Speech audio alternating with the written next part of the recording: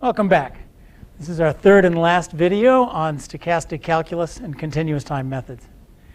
Now we're going to talk about solving stochastic differential equations. A forbidding title, but actually an interesting and fairly simple idea. You've done this in discrete time. In discrete time, we started with a stochastic difference equation, the AR1, and you know how to solve the AR1, meaning express today's x in terms of the long distant past and all the sequence of shocks. That's just the antiderivative, if you will, of this. That's the differential form. That's, if you will, the integral form. Our job is to learn how to do exactly that kind of operation with the kind of diffusion processes that we've been talking about. So let's start with the simplest one, the stochastic integral. We originally defined dz as the difference of the z process. Now we want to go back and do the corresponding integral of the differential that we took the first time around.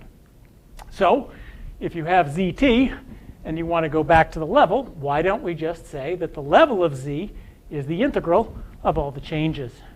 That's what we do in discrete time. In discrete time, the level of z is just the sum of all the changes. So the level of z in continuous time is the integral of all the changes. Now, what does integral dzt mean? What meaning can we attach to that natural notation? Well, it just means add up all the little changes. Integral dzt means let's add up the first change from 0 to delta, the second change from 2 delta to 1 delta, all the way up to the last change, and then make those deltas smaller and smaller and smaller. So the meaning of a stochastic integral of an expression of the form integral dzt is just add up all the little changes. And when you add up all the little changes, what do you get back but the last term minus the first term? Zt minus z0 is the sum of all the little changes. I should warn you, there's a lot of math under this. This is a different definition of integral than what you're used to from calculus. In calculus, the kind of integral you want to write, the way you would antidifferentiate, is you have integrals with dt's on them. And until today, that's the kinds of integrals you've always seen. The meaning of that integral is the area under the curve chopped up into little dt's. But that's not going to work for us here because our curve is not differentiable. It's always yanging up and down. Therefore, we use this notation, dzt, and the idea add up all the changes, not the conventional notation, because we don't have a smooth function that we can take the area under a curve with. But that shouldn't let you bother you. It's just sum up all the little changes and you get back to the level. Another way of thinking of what the stochastic integral produces is it produces a random variable. The integral, when you see the expression integral dzt, that means zt minus z0, that just means a random variable. A random variable normally distributed, mean 0, and variance t. Sometimes I write it t times epsilon when epsilon's normal 0, 1. To remind myself, there's nothing particularly mysterious about that. It's just a normally distributed random variable with mean 0 and variance t. Well, that's the easy one. That's the z. Now let's try to do some more complicated examples. Let's start with the diffusion dxt is mu dt plus sigma dz, our standard diffusion formula. What's the opposite of that? How can we solve that stochastic differential equation?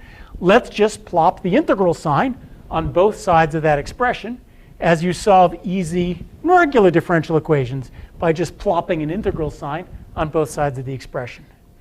What do you get? Integral dxt, well, that just means xt minus x0. Integral dt, if we just add up all the little differences dt, we just get capital T, the total time difference. And integral dzt, we've already met our friend integral dzt. That's zt minus z0. That's a random variable. So we have now solved a stochastic differential equation. X at time t minus its initial value is mu t plus a shock, which is normally distributed with mean 0 and variance t. Easy, huh? Let's do a little harder one. This is the one that we're going to do all the time in asset pricing. We model asset prices by thinking that the rate of return has a mean mu, a drift mu, and a variance sigma dz. So what is the finite time price? What does the price look like if we go a year ahead, 2 years ahead, 5 years ahead? To know that, this is a differential equation. We have to solve that differential equation forward and see how the price behaves many years ahead. How do we do that? Well, ignore the red stuff for the moment. Let's take the log of p first. If that's dp over p, d log p is mu minus 1/2 sigma squared dt plus sigma dz. We did that when we were doing Ito's lemma. There was a reason I did that example when we did Ito's lemma. We were going to need it right away. Now we have a diffusion for log p, and we know how to just slap an integral on both sides. Integral d log p, integral dt, integral dz. What's the integral of d log p? Well, that is, add up all the little changes. That's log p capital T minus log p 0. That's just capital T. And integral dzt you've just met. That's a shock. So now we've found that the log price is normally distributed. That's the mean of the log price after t years. And that's the variance term. That's the shock, the random part of the log price after t years. If you want to look at the price itself, exponentiate. So the price itself, or the gross rate of return, this is the rate of return from time 0 to time t. That is e to all this stuff. The rate of return is log normally distributed. That's what we call e raised to a normally distributed thing.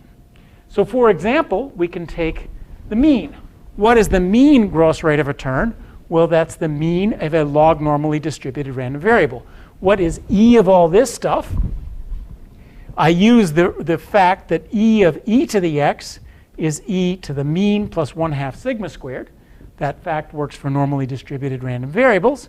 And therefore, the mean of the long run rate of return is e to the mu minus 1/2 sigma squared t plus 1/2 the variance of that term, which is another 1/2 sigma squared t.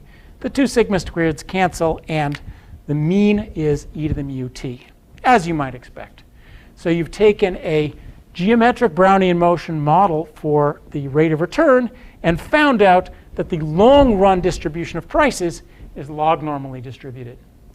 This is very important in asset pricing. We often think of the rate of return, say, of monthly returns being normally distributed, a distribution looking something like that. The log normal distribution is a good distribution for thinking about long run returns, because returns can never be negative. The log normal distribution looks something like that. Well, you take a bunch of monthly returns that look like that, and that turns into 5 and 10-year returns that look something like that. Now you know how to do it.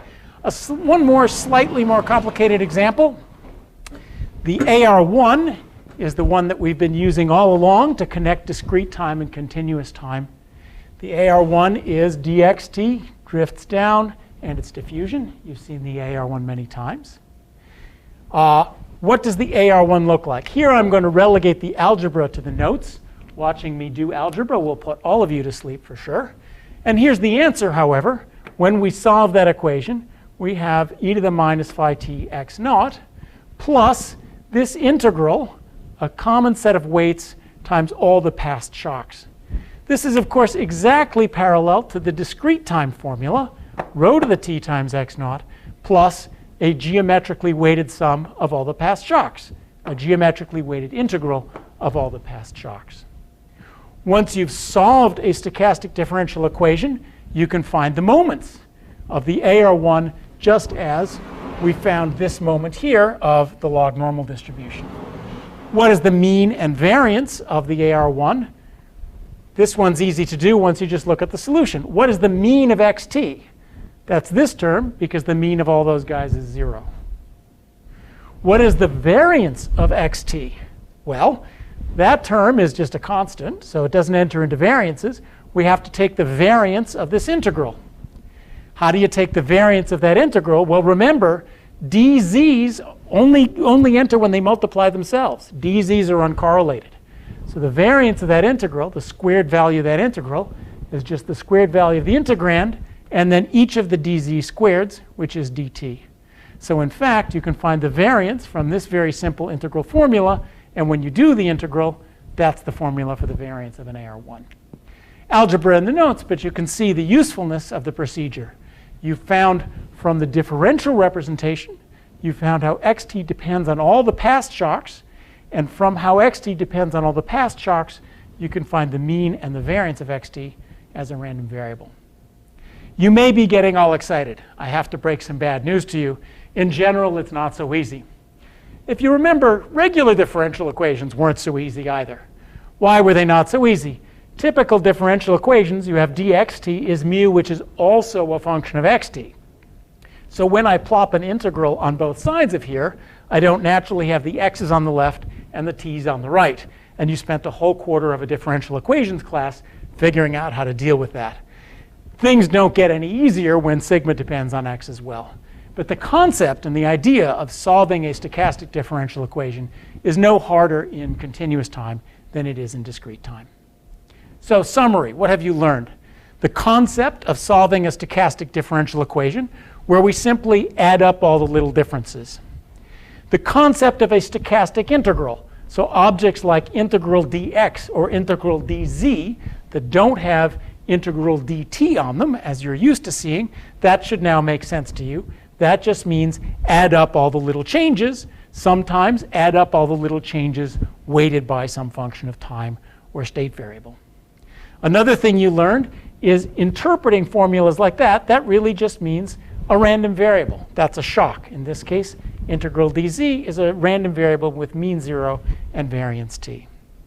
And you've seen that one way to get moments, conditional means, conditional variances, is by finding full solutions and then just taking means and variances of sums and integrals of dz's, which isn't that hard. Moments is what we're all about in asset pricing. Prices today reflect expected value of dividends in the far future. Now we have a mathematical structure that we can use to start thinking about what are expected values of payoffs in the far future, what are prices, what should prices be. With that mathematical structure, we can start to go ask the real economic question, and that's what we'll do on our first lecture.